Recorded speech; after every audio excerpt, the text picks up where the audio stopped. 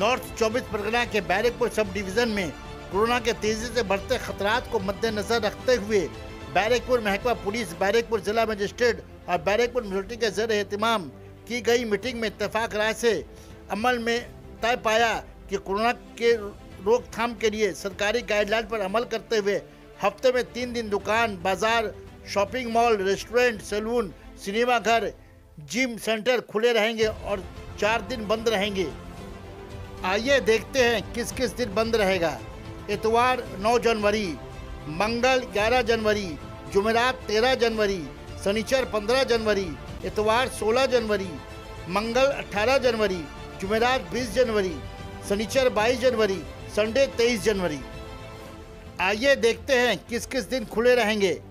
सोमवार 10 जनवरी, बुध 12 जनवरी, जुमा 14 जनवरी, सोमवार 17 जनवरी, बुध 19 जनवरी, जुमा 21 जनवरी।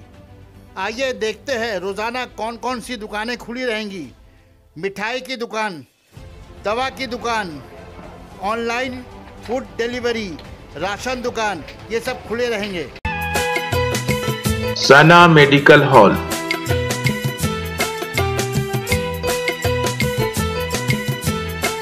%10 discount on every medicine. Oxygen cylinder also available.